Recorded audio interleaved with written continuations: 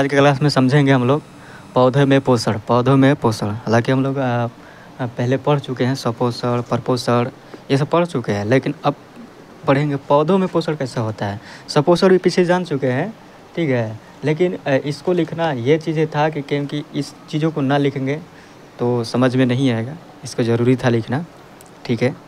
देखिए सपोषण मतलब कि आप पहले भी जान चुके हैं कि जो पौधा अपना भोजन स्वयं से बनाए, ठीक है, सपोषण होता है। हम कल भी बता चुके हैं कि सपोषण कहने का मतलब वो हरे पौधे, वो सारे हरे पौधे सपोषण के अंतर्गत है। तब पौधे में पोषण कैसे होता है इसको समझेंगे।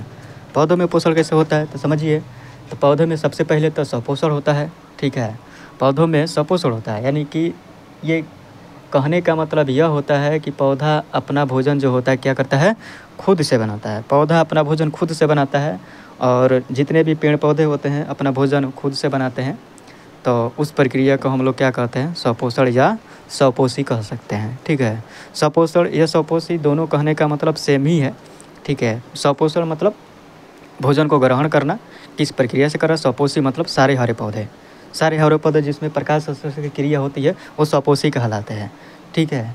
तो समझिए यहाँ पे, तो प्रकाश संश्लेषण जिसमें नहीं होता है उसे हम क्या कहते हैं, उसे हम दो भागों में बांट सकते हैं। यानी कि प्रकाश संश्लेषण जिसमें नहीं होगा, यानी कि पौधा में भी कुछ ऐसे हैं जिसमें प्रकाश संश्लेषण की क्रिया नहीं होती है, तो फिर पोषण कहाँ से प्राप्त करता है, यानी कि फिर भोजन कैसे करता है वो, ठीक है। इसीलिए समझाना यही था। हालांकि हम जानते हैं कि सारे हरे पौधे जो होते हैं क्या होता है, सपोषी होते हैं, लेकिन यहाँ पर एक ट्विस्ट यह है कि पौधे में भी कुछ ऐसे हैं जो पौधे जो प्रकाश संश्लेषण की क्रिया नहीं करते हैं। उसको समझाने के लिए यहाँ पर लिखा गया है कि आखिर ये भोजन करते कैसे हैं, ठीक है। तो हम इस सब के बारे में तो पहले भी जान चुके हैं, लेकिन समझिए पौधे के अंतर्गत आएगा, ये जीव के अंतर्गत नहीं आएगा। ये किसके अंतर्गत आएगा, प्लांट के अंतर्गत, ठीक है। तो प्रकाश संश्लेषण जो पौधा नहीं करता है उसके आधार पर हम पौधे को दो बराबर भाग में बाँट सकते हैं। पहला है मृतजीवी और दूसरा है परजीवी, ठीक है। मृतजीवी और परजीवी। मृतजीवी कहने का मतलब हम जान चुके हैं पहले कि सड़े गले पेड़ पौधे, ठीक है, सड़े गले पेड़ पौधे से क्या करता है, अपना भोजन को क्या करता है, प्राप्त करता है, कार्बनिक और अकार्बनिक रूप में क्या करता है, प्राप्त करता है। जैसे हम कहते हैं क्या चीज़ है, गोबर छत्ता। गोबर छत्ता मतलब कि कवक या मशरूम कह सकते हैं, ठीक है। आम भाषा में मशरूम आप लोग देखे होंगे। तो वो मरे हुए चीज़ों पर, सड़े गले चीज़ों पर, जैसे गोबर ओबर पर, सड़े गले गोबर पत्ते वहाँ पर क्या होता है, अनैच्छिक रूप से क्या होता है, उग जाते हैं।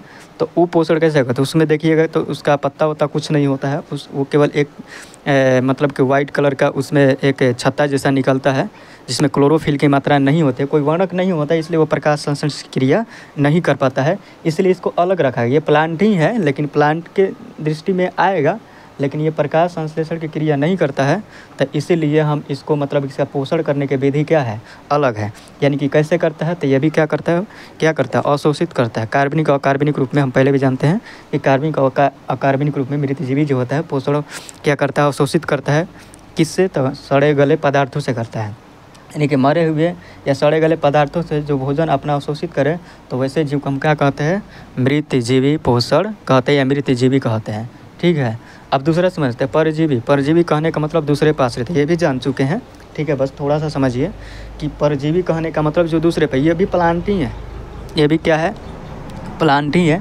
बस खाली ये समझना है कि ये कैसा प्लांट है, तो इसमें भी मतलब कि प्रकाश संश्लेषण की क्रिया नहीं होती है। तो ये कैसे अपना भोजन करता है, ये कैसे अपना जीवन यापन करता है, तो ये क्या करता है, दूसरे पेड़ पौधे पर लटक करके चिपक करके उसके भोजन को क्या करता है, ये खाता है। एक अमरबेल का पौधा है, ठीक है, इसमें प्रकाश संश्लेषण की क्रिया नहीं होती है, संपन्न नहीं होती, इसलिए ये दूसरे पर आश्रित रहता है और दूसरे के भोजन को क्या करता है, खाता है। तो इसलिए इसे परजीवी कहते हैं। परजीवी मतलब दूसरे पर जीवित रहना, ठीक है। तो चलिए इतना चीज़ें समझ में आ गया होगा कि इसको प्रकाश में पोषण के विधि के अनुसार से या पौधे में प्रकाश संश्लेषण के अनुसार से देखते हैं। तो इसको दो भागों में बांटा गया है, पहला मृतजीवी और दूसरा परजीवी, ठीक है। इसे तो पहले भी जानते थे, ठीक है। चलिए थोड़ा बहुत और हिट हो गया तो अच्छा रहेगा। चलिए अब समझते हैं प्रकाश संश्लेषण। प्रकाश संश्लेषण क्या है, प्रकाश संश्लेषण सबसे पहले समझते हैं कि प्रकाश संश्लेषण वो प्रक्रिया है जिस प्रक्रिया द्वारा पेड़ पौधा अपना भोजन निर्माण करता है, बनाता है, उसे प्रकाश संश्लेषण कहते हैं या प्रकाश संश्लेषण की प्रक्रिया कहते हैं। तो पेड़ पौधा भोजन बनाता कैसे है, चलिए समझते हैं। ठीक है। तो सबसे पहले हम समझते हैं यहाँ पर ये एक पेड़ है, क्या है, एक पेड़ है। इस पेड़ को देख करके आप हंसिएगा मत, क्योंकि ये पेड़ ऐसे ही बनता है, बस समझाने की दृष्टि से है, ठीक है। बस समझिए, ये पेड़ है और इसमें कई प्रकार के टहनी, पत्ते, अनेक प्रकार की चीज़ें होते हैं, रूट्स होते हैं, जो नीचे क्या करते हैं, मिट्टी के अंदर, भूमि के अंदर धंसे हुए रहते हैं। सबसे पहले ये क्या करते हैं, हम जानते हैं कि इसमें कुछ भी चीज़ें होता है, पहले ये खनिज लवण लेते हैं। खनिज लवण कहने का मतलब मिट्टी से प्राप्त करते हैं। मिट्टी में कई प्रकार के खनिज लवण होते हैं उर्वरक के रूप में। अगर उपस्थित नहीं रहते हैं तो हम लोग बाहर से यूरिया, पोटास, फास्फोरस, जो भी चीज़ कमी होता है मिट्टी में, हम उसमें डाल देते हैं और उसको पूर्ति करने के लिए रूट के माध्यम से, जड़ के माध्यम से ये क्या करता है, ऊपर की तरह खींच लेता है। इसमें कई पार्ट है जो अभी पढ़ना है, जाइलम है, फ्लोएम है, सबके बारे में बारी बारी से पढ़ेंगे। पहले इतना खाली समझिए कि भोजन कैसे बनाता है। तो इसको भोजन बनाने के लिए कम से कम पेड़ पौधों के, हरे पौधों के कितना चीज़ों की आवश्यकता होती है, 4 चीज़ों की। अगर वो 4 चीज़ों मिल जाए तो ये पेड़ पौधा, जो भी पेड़ पौधा है, वो अपना भोजन आराम से बना सकता है। अगर इसमें से चारों में से अगर कोई भी अनुपस्थित रहे या कोई ना रहे उसमें, तो वो पेड़ पौधा जो होगा अपना प्रक्रिया कर ही नहीं पाएगा, यानी प्रकाश संश्लेषण की क्रिया उसके अंदर होगा ही नहीं, वो भोजन बना ही नहीं पाएगा, ठीक है। तो बनाता कैसे है, तो सबसे पहले समझते हैं, ये है कार्बन डाइऑक्साइड, जो वायुमंडल में हमेशा विद्यमान रहता है। लगभग कार्बन डाइऑक्साइड की मात्रा पहले था 0.03% था, लेकिन अब हो गया 0.04% हो गया है, ठीक है। यानी कहने का मतलब यह है कि हम देख रहे हैं कि कार्बन डाइऑक्साइड की मात्रा क्या हो रहा है, धीरे धीरे बढ़ रहा है, धीरे धीरे ही बढ़ रहा है, लेकिन बढ़ रहा है। कार्बन डाइऑक्साइड की मात्रा बढ़ना बहुत ही घातक हो सकता है वायुमंडल के लिए, इन्वायरमेंट को प्रभावित कर सकता है। तो इसी को बैलेंस करने के लिए हम लोग हरे पेड़ पौधे लगाते हैं, जो बाहर से क्या करता है, कार्बन डाइऑक्साइड की मात्रा को ये क्या करता है, अवशोषित करता है। अवशोषित करता कैसे है, हम आगे समझेंगे, थोड़ा समझिए पहले यहाँ पे। ये क्या करता है, पहले वायुमंडल में से कार्बन डाइऑक्साइड की मात्रा को अंदर लेता है। कहाँ लेता है, तब पत्ती में लेता है। कहाँ पे, तब पत्ती में लेता है, ठीक है। और पत्ती में उपस्थित रहता है। पत्ती में यानी कि जो पत्ती आप लोग देखे होंगे, जो हरा कलर का दिखता है पत्ती, हालांकि कुछ पत्तियाँ पीले और रेड कलर का भी दिखता है, ठीक है ना। तो पीले पत्तियाँ जो होते हैं ख़राब होते हैं, यानी उसमें से जो क्लोरोफिल जो होता है क्या होता है, ख़त्म हो जाता है, जिसके चलते क्या होता है, पीले पत्तियाँ जो होते हैं टहनी से अलग हो जाते हैं, टूट करके गिर जाते हैं, ठीक है। यानी कि जब तक उसमें पर्णहरित क्लोरोफिल मौजूद रहेगा, वो अपना भोजन बनाता रहेगा। तो बाहर से लेता है वायुमंडल से कार्बन डाइऑक्साइड, पत्ती में लेकर जाता है, क्लोरोफिल पत्ती में उपस्थित रहता है और सूरज के प्रकाश इस पर पड़ता है, किस पे, पत्ती पे। और खनिज लवण किधर से लेता है, बाहर से लेता है। तब ये चारों चीज़ मिल करके एक प्रक्रिया करता है, यानी कि एक प्रक्रिया करता है, और उस प्रक्रिया को हम लोग कहते हैं प्रकाश संश्लेषण की प्रक्रिया। आप समझे कि मतलब प्रकाश संश्लेषण की क्रिया कैसे होती है, यानी कि सूरज को हटा दिया जाए तो ये भोजन नहीं कर पाएगा, या कार्बन डाइऑक्साइड को हटा दिया जाए तभी ये भोजन नहीं कर पाएगा। इसीलिए इन चारों का होना आवश्यक है, आवश्यक नहीं बहुत अति आवश्यक है, जिसके चलते ये भोजन अपना ये बना पाएगा, ठीक है। तो हम जान चुके हैं कि कार्बन डाइऑक्साइड की मात्रा वायुमंडल से पेड़ पौधा लेता है, क्लोरोफिल पत्ती में विद्यमान होता है, और सूरज से सूर्य का प्रकाश यानी सनलाइट लेता है, और मिट्टी से खनिज लवण और जल लेता है। इस चारों चीज़ों को मिला करके क्या बनाता है, अपना भोजन बनाता है।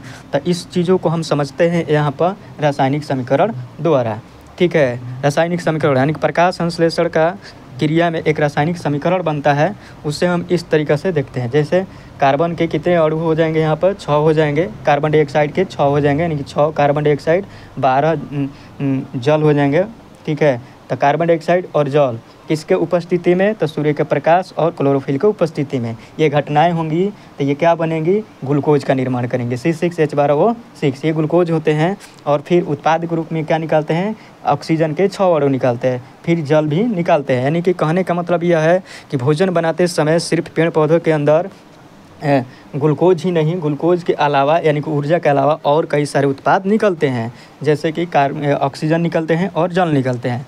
तो ऑक्सीजन जो होता है इन्वायरमेंट में फिर से ये क्या कर देता है, यानी कि कार्बन डाइऑक्साइड को पेड़ पौधा लेता है और ऑक्सीजन को क्या कर देता है, छोड़ देता है बाहर, O2 को बाहर छोड़ देता है, और कार्बन डाइऑक्साइड को क्या करता है, पेड़ पौधा ले लेता है और ऑक्सीजन को बाहर छोड़ता है। कब ऑक्सीजन बाहर छोड़ता है, जब पेड़ पौधा केवल भोजन बनाता है, तब भोजन बनाने के उपरांत पेड़ पौधा ऑक्सीजन छोड़ता है। लेकिन श्वसन करते समय पेड़ पौधा भी क्या लेता है, ऑक्सीजन ही लेता है। ऐसा नहीं कि पेड़ पौधा केवल कार्बन डाइऑक्साइड लेता है, नहीं, केवल खाना बनाते समय यानी कि भोजन को बनाते समय पेड़ पौधा कार्बन डाइऑक्साइड लेता है, अन्यथा हमेशा क्या लेता है, ऑक्सीजन ही लेता है। क्योंकि पेड़ पौधे भी एक क्या है, जीव ही है। दुनिया के हर एक जीव, जो भी जीव हो, वो टोटल क्या लेता है, श्वसन में ऑक्सीजन लेता है, ऐसा बात नहीं, दूसरा गैस लेता है, ठीक है। तो मतलब कहने का मतलब क्या है कि इन्वायरमेंट को ये वायलेंस बनाता है। कहने का मतलब कार्बन डाइऑक्साइड की मात्रा को न घटने देता है, न बढ़ने देता है, और ऑक्सीजन की मात्रा को भी बनाए रखता है, ठीक है। दोनों को बैलेंस बनाने का काम कौन करता है, हमारा पेड़ पौधा। और इसलिए आजकल सरकार जो होता है हर किसी को जोर दे रहा है कि हरे पेड़ पौधा लगाएं ताकि इन्वायरमेंट स्वच्छ और अच्छे बने रहें, ठीक है। तो समीकरण कभी कभी पूछता है, यहाँ पर देखता है क्या देता है कि रासायनिक, यानी कि किसका रासायनिक समीकरण लिखिए, तो लिखिए 2 नंबर में कभी कभी देता है प्रकाश संश्लेषण का रासायनिक समीकरण क्या होता है। तो कार्बन डाइऑक्साइड वायुमंडल से हम ले लिए, कितने अणु, 6 अणु, प्लस जल कहाँ से लिए हम लोग, नीचे से लिए, यानी मिट्टी से लिए प्राप्त किए, और फिर सूर्य का प्रकाश सूरज से लिए हम लोग, और क्लोरोफिल पत्ते में विद्यमान रहता ही है। अब ये सारी चीज़ें क्या होगा, संश्लेषित होगा। संश्लेषित होने के बाद क्या बनेगा, ग्लूकोज बनेगा, जिसको हम रासायनिक सूत्र क्या कहते हैं, C6H12O6 होता है। फिर उसके साथ क्या बनेगा, ऑक्सीजन भी बनेगा, ऑक्सीजन के 6 अणु बनेंगे, और जल के भी 6 अणु बनेंगे। तो ये क्या होते हैं, ग्लूकोज के मात्रा में ही भोजन अपना करता है पेड़ पौधा, ठीक है। और ऑक्सीजन को अपशिष्ट के रूप में, यानी उत्पाद के रूप में बाहर निकाल देता है, जिसे हम लोग श्वसन के रूप से लेते हैं। और जल जो होता है ये वाष्प उत्सर्जन के माध्यम से बाहर निकलता है, जो बादलों का निर्माण करता है। यानी कि पेड़ पौधा लगाने से कई फ़ायदे हैं, बहुत सारे फ़ायदे हैं, इसलिए पेड़ पौधा ना काटें और पेड़ पौधा लगाएं, ठीक है। Save the water, save the tree, ठीक है। ध्यान से देखिए, अब देखिए यहाँ पर कुछ क्रियाएँ होंगी, ठीक है। पत्ती वाली क्रियाएं, पत्ती वाली क्रियाएं हम समझते हैं कि पत्ती होते हैं हर पेड़ पौधे में, यानी कोई ऐसा पेड़ पौधा नहीं है जिसमें पत्तियां ना हो। पत्तियां नहीं होगी तो वो फोटोसिंथेसिस के जो क्रिया होंगी वो कर ही नहीं पाएंगी, यानी कि उसमें जो प्रकाश संश्लेषण के जो क्रिया है वो नहीं होगा। जब नहीं होगा तो वो क्या होगा, पेड़ पौधा जीवित नहीं रहेगा, यानी कि वो क्या हो जाएगा, मर सकता है। इसीलिए उसमें पत्तियाँ होना ज़रूरी है। पत्ती क्यों होना ज़रूरी है, क्योंकि पत्तियाँ ही पेड़ पौधों का क्या होता है, रसोई घर होता है। जिस तरीक़ा से हम लोग का रसोई घर एक अलग बनाया जाता है जिसमें खाने बनते हैं, भोजन बनते हैं, उस भोजन से हम लोग जीवित रहते हैं, उसी तरीक़ा से पेड़ पौधों का रसोई घर क्या होता है, पत्ती होता है।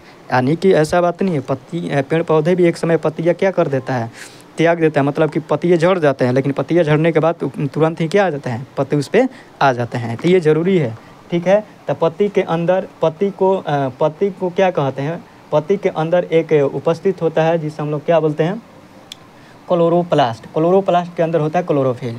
क्लोरोप्लास्ट और क्लोरोफिल, यानी कहने का मतलब क्या है, क्लोरोप्लास्ट भी एक वर्णक है और क्लोरोफिल भी वर्णक है। क्लोरोफिल कैसा वर्णक है, तो एक हरा वर्णक है जो कहाँ मौजूद होता है, पत्ती के क्लोरोप्लास्ट के अंदर क्लोरोफिल उपस्थित रहता है। और ये भी सुनिए कि अभी ये इसका मतलब हम जाने कि क्लोरोफिल क्यों ज़रूरी है, क्योंकि भोजन बनाने में ये क्या करता है, मदद करता है, ठीक है। और स्टोमाटा होता है, स्टोमाटा यानी कि पत्ती के अंदर छिद्र होता है। स्टोमाटा मतलब रंध्र या छिद्र होता है। आप लोग देखिएगा इस तरीक़ा से बना हुआ होगा, ठीक है। इस चित्र को आप लोग देख लीजिएगा, ये है फूल जैसा दिखेगा आपको, इस तरीक़ा से बना हुआ दिखेगा, ठीक है, दिया हुआ रहता है। ऐसे आप ध्यान से देखिएगा तो ये एक प्रकार का छिद्र होता है जो मतलब कि बना हुआ रहता है। कहाँ पर रहता है, पत्ती में रहता है। छिद्र का क्या काम है, तो वायुमंडल से कार्बन डाइऑक्साइड को लेना या ऑक्सीजन को बाहर छोड़ना, फिर ऑक्सीजन को अंदर लेना, कार्बन डाइऑक्साइड को बाहर छोड़ना, ये प्रक्रिया होता है। और जल को भी बाहर छोड़ना और अंदर लेना, इस तरीक़े से क्रियाएँ होती हैं ये छिद्र के माध्यम से, जिसे हम लोग स्टोमाटा कहते हैं। कहाँ उपस्थित होता है, बाह्य त्वचा में उपस्थित होता है रंध्र के रूप में, जिसे स्टोमाटा इंग्लिश में कहता है और हिंदी में रंध्र या छिद्र कहते हैं, ठीक है।